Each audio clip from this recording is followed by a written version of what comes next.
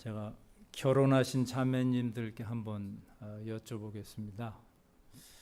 여러분들이 연애하실 적에 남편으로부터 너는 내 것이다 이런 소리 들어보신 적이 있습니까?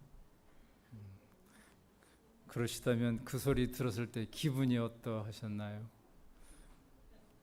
불행하게도 못 들으신 분이 계시면 오늘 집에 가셔서 강제적으로도 한번 그 소리를 들어보세요.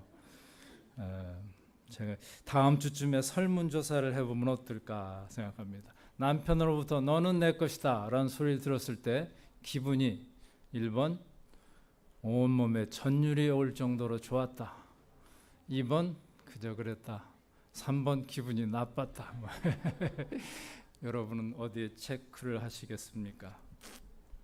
하나님께서는 우리들을 보고 너는 내 것이라 이렇게 말씀하십니다. 이사야서 43장 1절 말씀이지요. 너는 두려워 말라. 내가 너를 구속하였고 내가 너를 지명하여 불렀나니 너는 내 것이라. 나를 창조하신 하나님께서, 나를 구속하신 하나님께서 너는 내 것이라고 말씀하십니다. 이 말씀 말고 또 우리를 감동케 하는 말씀이 더 있을까요? 저는 이 말씀을 대할 때 온몸에 전기가 오듯이 아주 찌릿찌릿합니다. 제 아내가 저에게서 같은 소리를 들었을 때에도 이랬을까 의심스럽습니다.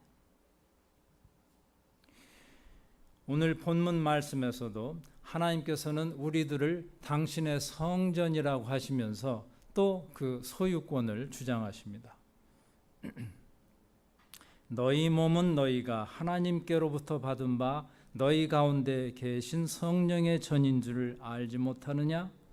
너희는 너희 것이 아니라 값으로 산 것이 되었으니 그런즉 너희 몸으로 하나님께 영광을 돌리라.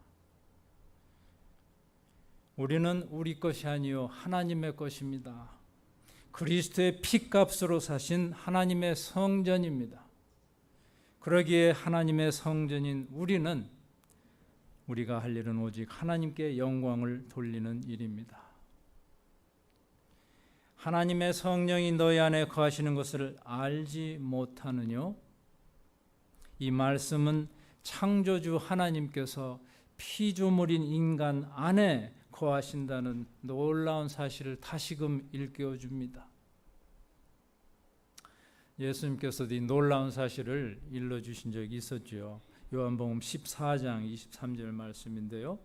사람이 나를 내 아버지께서 저를 사랑하실 것이요 우리가 저에게 와서 거처를 저와 함께 하리라.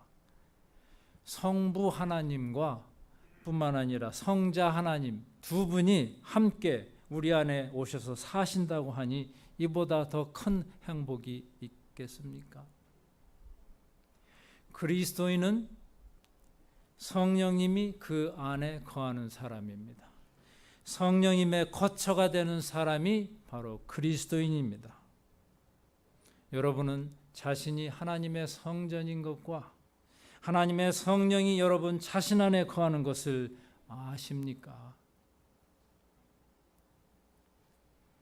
이 성전에는 이방인의 뜰, 여인의 뜰, 그리고 이스라엘 뜰 이렇게 여러 뜰이 있고 그 뜰과 뜰 사이는 담으로 막혀 있었습니다. 그리고 그 한가운데 성소와 지성소가 있었죠. 그래서 신약 원어에는 이 전자, 그러니까 성전 전체를 일컬어서 히에론이라는 단어를 썼고요. 후자, 즉 한가운데 있는 성소, 지성소를 나오스 이렇게 구별해서 썼습니다. 요한복음 2장에 보시면은 주님께서 이 성전을 헐라 내가 사흘 동안에 일으키리라 이렇게 말씀하셨는데 이때도 쓰신 단어가 이 나오스예요. 그러니까 주님께서 말씀하신 이 성전은 정확하게 표현하자면 지성소이죠.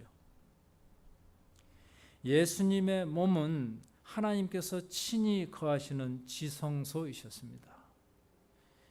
이 오늘 본문에 나온 성전도 나오스입니다.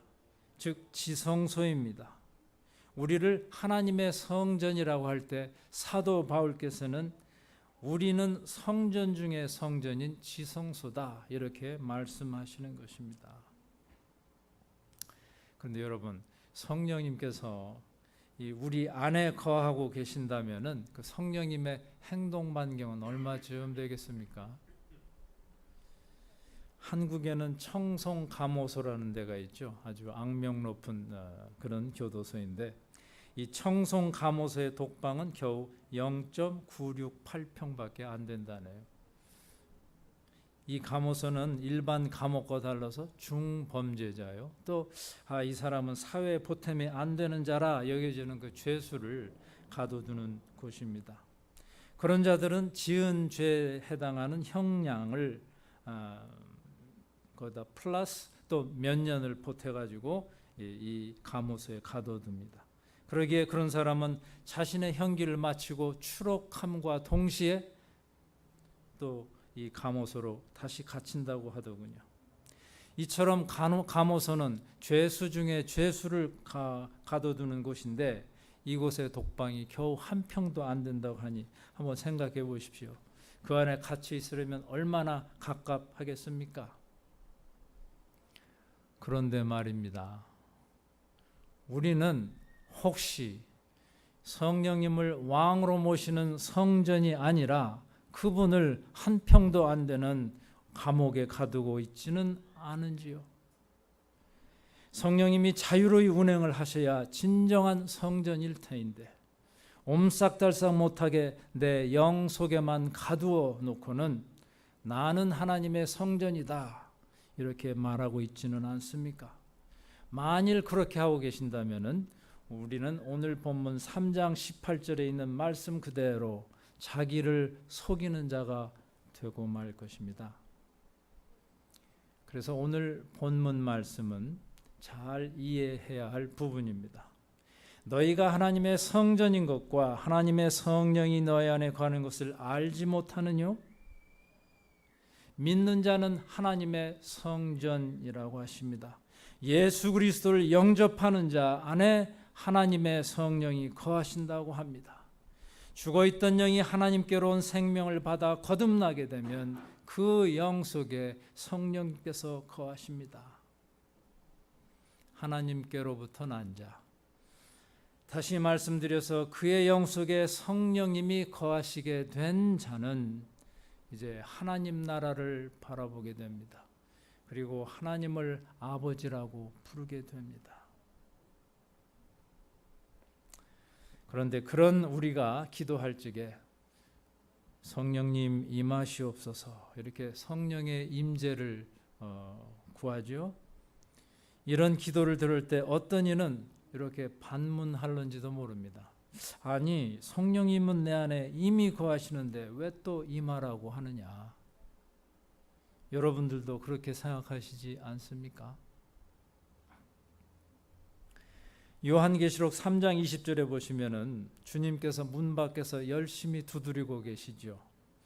볼지어다 내가 문 밖에 서서 두드리노니 누구든지 내 음성을 듣고 그 문을 열면 내가 그에게로 들어가 그로 더불어 먹고 그는 나로 더불어 먹으리라. 이 말씀은 누구에게 하신 말씀이었죠? 아직 믿지 않는 사람에게 하신 말씀이었던가요? 아니죠. 라오디게아 교회 교인들에게 하신 말씀이었습니다. 소위 믿는다고 하는 사람들에게 하신 주님의 말씀이란 사실을 우리는 꼭 기억합시다. 믿는 자는 성령님이 거하시는 성전이라고 했는데 또 무슨 문을 열라고 하십니까? 주님께서는 우리의 마음 문을 열라고 하시는 겁니다. 우리의 혼의 문을 열라는 것입니다. 하나님께서는 우리의 영에만 계시기를 원치 않으십니다. 흡사 청송 감호소에 갇혀 지내듯이 성령님께서 우리의 영에만 계시기를 하게 된다면 갑갑해 하시고 얼마나 탄식을 하실 것입니까? 주님께서는 우리의 마음문 안에까지 들어오셔서 우리를 거룩의 길로 인도하기를 원하십니다. 그런데 우리가 마음문을 걸어 잠그고 내 뜻대로 사니까 주님의 마음이 아프신 거죠. 에덴 교회는 해당 사항이 아니라고 생각하지만 대체로 오늘날 교회는 구원의 확신을 가진 사람이 많지 않습니다. 교회를 다니는 모든 분들이 거듭난 신자요 하나님께로부터 난 자여야 할 터인데 아직 그렇지 못한 분들이 많이 있습니다. 그러나 더 안타까운 사실은 하나님께로부터 난 자 중에도 많은 이들이 성전다운 성전이 되지 못하고 있다는 사실입니다. 본문 바로 앞인 3장 15절을 한번 보십시다. 누구든지 공력이 불타면 해를 받으리니 그러나 자기는 구원을 얻되 불 가운데서 얻은 것 같으리라. 불 가운데서 얻은 구원도 구원이라고 했습니다. 그런가 하면 또 로마서 8장 1절에 보니까 그러므로 이제 그리스도 예수 안에 있는 자에게는 결코 정죄함이 없나니, 다 맞는 말씀이지요. 불 가운데서 얻은 구원도 구원이요 그리스도 예수 안에 있기만 하면은 절대로 정죄함을 받지 않습니다. 그러나 만에 하나 하나님에게서 받은 새 생명이 자라지를 않는다면은 부끄러운 구원으로 그치고 맙니다. 모태로 부터 나온 아이가 자라지를 않으면 우리는 지진나라고 그러지 않습니까? 그것과 흡사합니다. 거듭난 자의 속사람은 새로워졌습니다.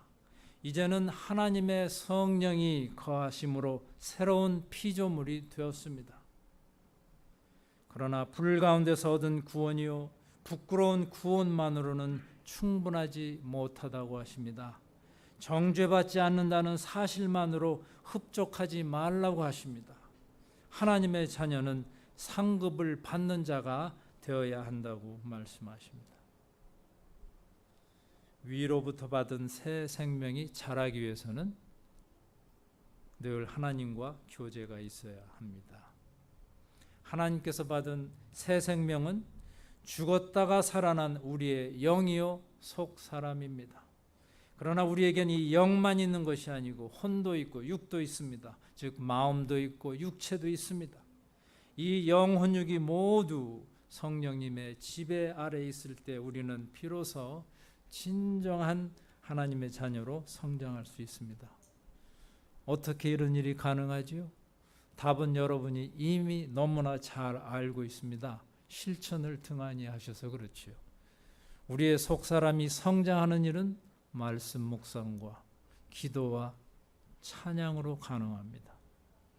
그런데 오늘날의 거듭난 신자들 중 많은 분들이 성령님이 자유로이 운행하시는 그런 성전이 아니라 성령님을 가둬놓는 감옥에 불과할 뿐입니다. 그래서 그리스도가 나의 구주이십니다 라고 고백은 하지만 그것으로 끝입니다.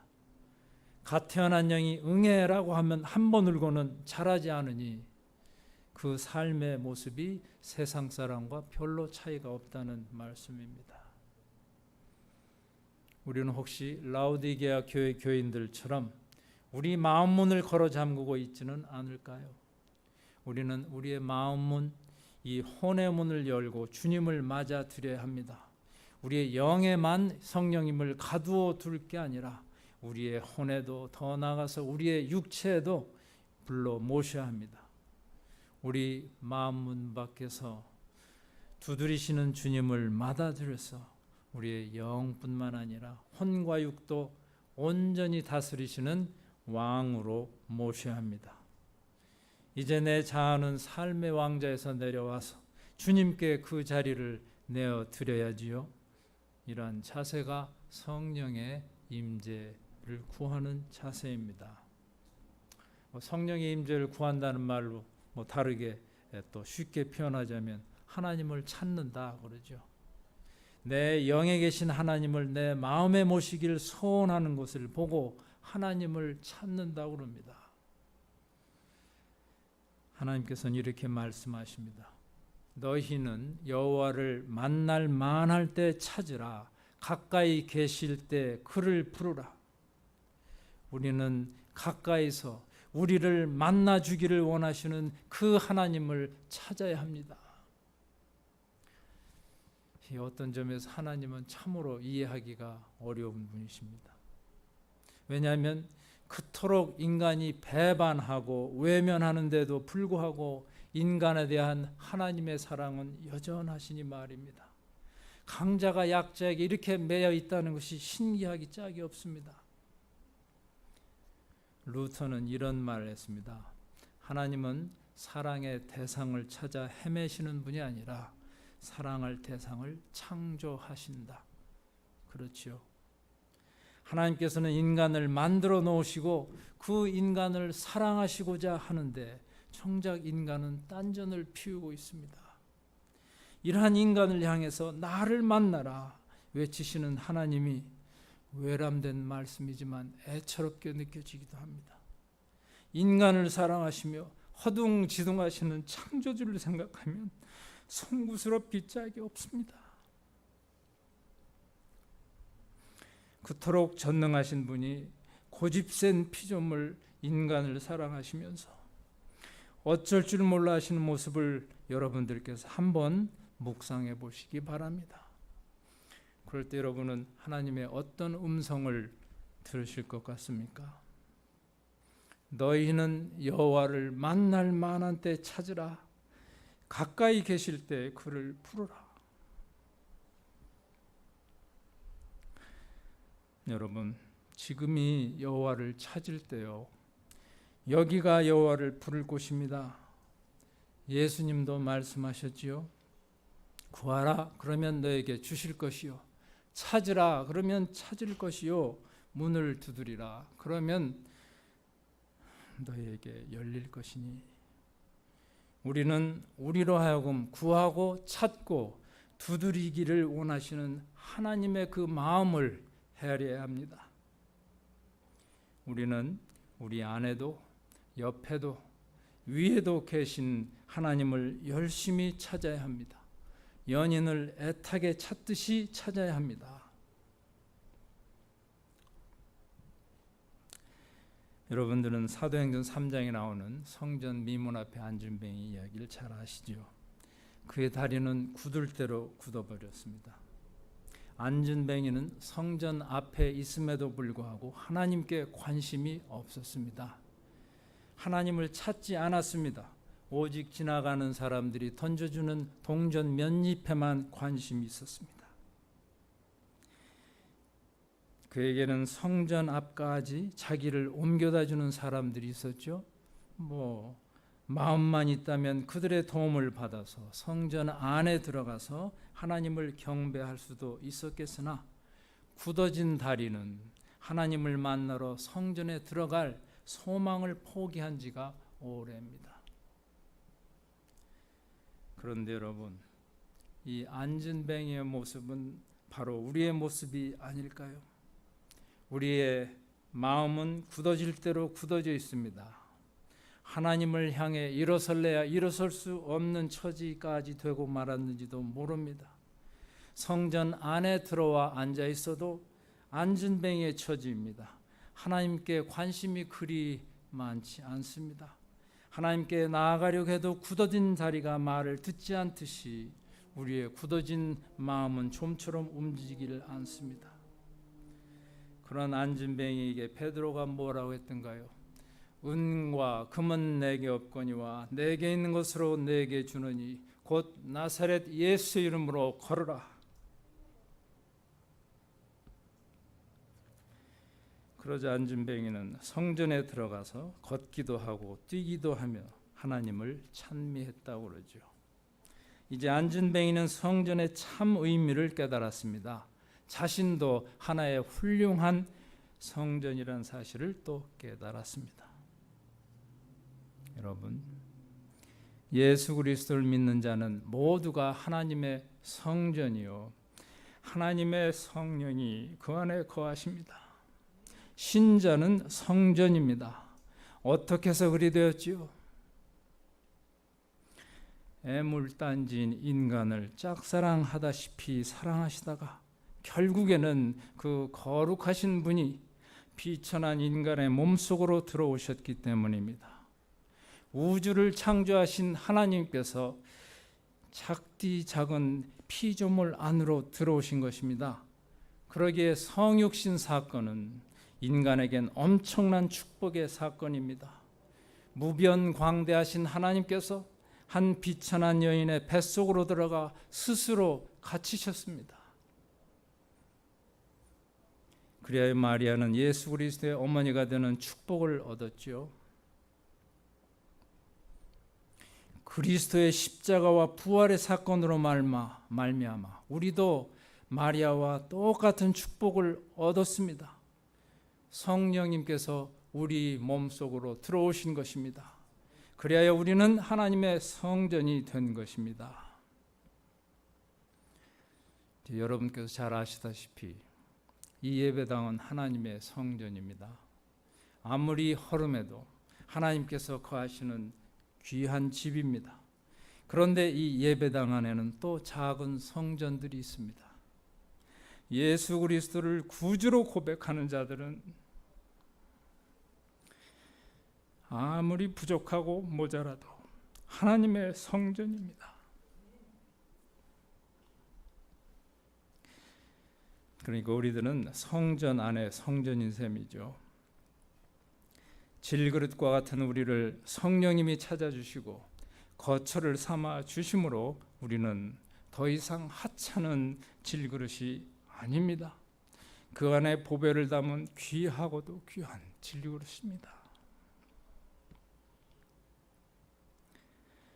우리는 또 성전을 짓는 자들입니다. 우리 자체가 성전이니까 나 스스로 훌륭한 성전으로 지어가야 하고 믿음의 공동체 또한 성전이니까 나를 짓던 솜씨로 보다 더 크고 훌륭한 성전을 지어가야 할 것입니다. 제가 김헬렌 장로님의 안수식 때 권면의 말씀으로 성전 얘기를 또 한 적이 있었는데 기억나시는지 모르겠습니다. 우리는 퇴기에 따라서 연료로 지어져간 훌륭하게 지어져간 춘향이처럼 성숙한 하나님의 자녀로 함께 지어져 가야 하는 교회다, 이런 말씀을 드린 적이 있습니다. 에베소서 2장 22절 말씀에 근거로 해서요. 너희도 성령 안에서 하나님의 거하실 처소가 되기 위하여 예수 안에서 함께 지어져 가느니라. 여러분, 우리는 다 함께 아름다운 성전으로 지어져 가야 할 존재들입니다. 이 일은 우선 나 자신을 아름답게 가꿀 때 가능합니다. 내 마음을 항상 하나님의 마음에 조율하며 하나님 말씀에 순종하는 자세일 때 가능합니다. 늘 하나님을 찾으며 늘 하나님과 교통할 때 우리는 진정한 하나님의 성전이 될 것입니다. 너는 내 것이라고 하시며 우리를 항상 찾으시는 하나님 아버지께 마음의 문을 엽시다. 우리는 우리 것이 아니라 하나님의 성전입니다. 우리는 거룩한 존재입니다. 우리의 겉모습은 보잘것없을지라도 우리 안에는 하나님이 계시기 때문입니다. 여기에 감격이 있어야 하고 여기에 감사가 있어야 합니다. 아무쪼록 여러분께서 자기 자신이 하나님의 성전이란 사실을 늘 기억하면서 살아계신 하나님께서 자유롭게 운행하시는 성전이 되어 가시기를 바랍니다.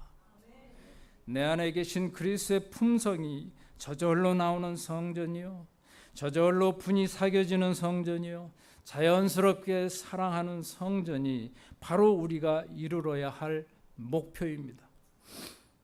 찬미가 넘치고 기도가 끊이지 않는 성전이요, 주야로 말씀을 묵상하고 예수 그리스도의 성품이 흘러나오는 성전을, 그러한 성전을 지어가시기 바랍니다. 그리하여 하나님께 영광 돌리게 더욱더 힘쓰는 에덴 교회가 될 수 있기를 간절히 기원합니다.